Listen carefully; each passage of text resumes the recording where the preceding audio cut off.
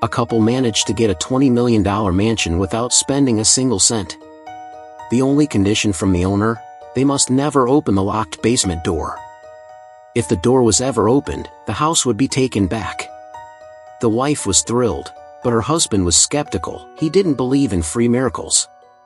He suspected it was either a scam or something horrifying was hidden down there. Sarah and John were a newly married couple, still figuring things out. One day, as Sarah felt a deep, growing pain in her stomach, John was too busy in a work meeting to answer her call. By the time he got home, it was too late. They had lost their unborn child. John was filled with guilt. To help his wife heal, John decided they should move. They spent the next month browsing listings and visiting homes, but nothing felt right. Hope was running low. One day, a woman named Mary overheard their conversation and kindly introduced them to a friend who was selling a property. She thought they might get lucky. They followed the address and drove out to the location. As John looked around the remote, isolated surroundings, it felt like the start of a horror film. But when they arrived, they were stunned. A massive, beautiful mansion stood before them, far beyond anything they'd imagined. The owner, a well-spoken and dignified man named Danny, warmly welcomed them. The house was built in 1918 and had recently undergone decades of loving renovations. Every corner oozed luxury. Sarah instantly fell in love. It was her dream home. Danny didn't rush into negotiations. Instead, he invited them to sit and talk, offering them drinks like an old friend. He asked why they wanted to live in such a quiet area, especially since most young people preferred the bustle of the city. Sarah and John shared a look, then softly explained they needed a peaceful environment to start fresh.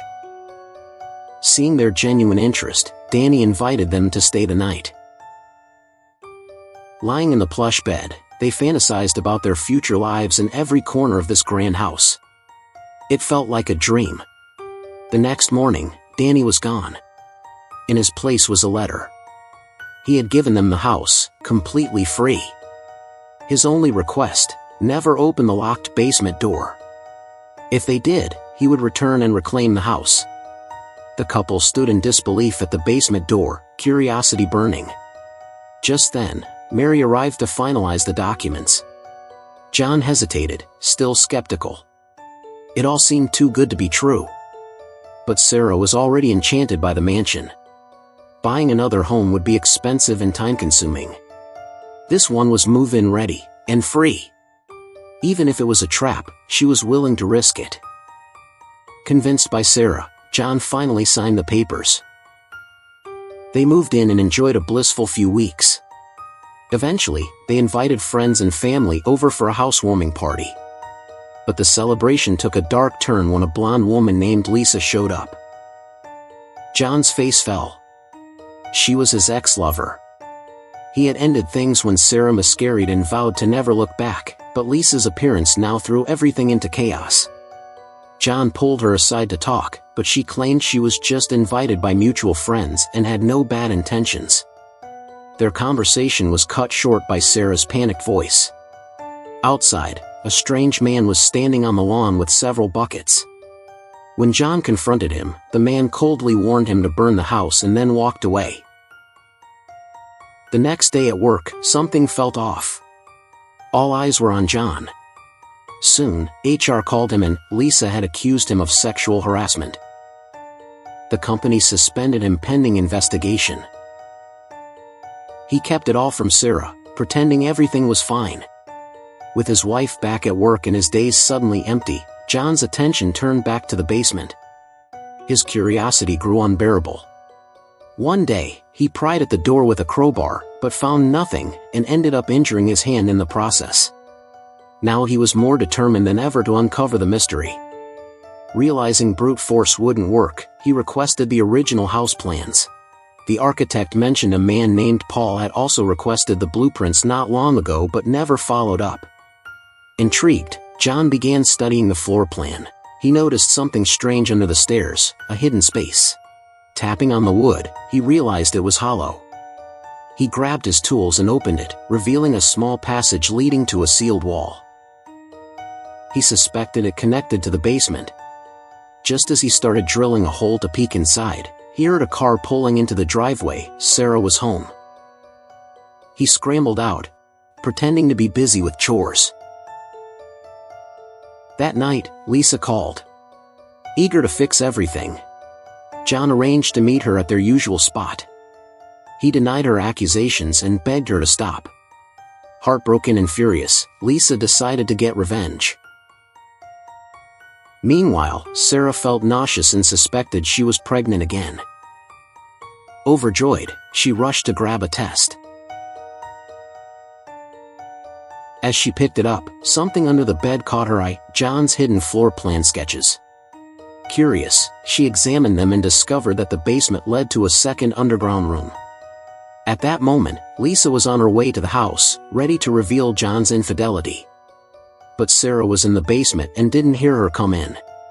Lisa crept around the house, bitterly eyeing everything. She felt this home should have been hers. Then she spotted the pregnancy test on the table. When Sarah came back upstairs, she noticed the door was slightly open. Dismissing it, she closed it. But as she walked outside, she saw Lisa's car leaving their driveway. Suspicious, she told John. He panicked and chased after Lisa, but she was already gone. That night, John returned home worried. Sarah was waiting. She revealed the pregnancy, and John was thrilled until she mentioned the basement. Caught, he agreed to nail the entrance shut under her watch. They both returned to their room in silence, neither mentioning Lisa's visit. The next morning, the company cleared John's name, and he went back to work. The couple started preparing the baby's room. One day, while drilling into the wall, John found a bullet lodged inside. Alarmed, he called the police. He suspected Danny had murdered her wife and daughter and buried the truth. But Sarah begged him to stop digging. They had peace now. Wasn't that enough? Then came another shock: Lisa's abandoned car was found in the wilderness. She was missing. The news made headlines. John suddenly remembered the bullet he found, identical to the decorative bullets Danny had collected in his study. Convinced Danny was a killer, John tried to explain, but Sarah urged him to let it go. Then a knock at the door. Police. They were investigating Lisa's death. Because she had previously accused John, and they had a complicated history, he was now the main suspect.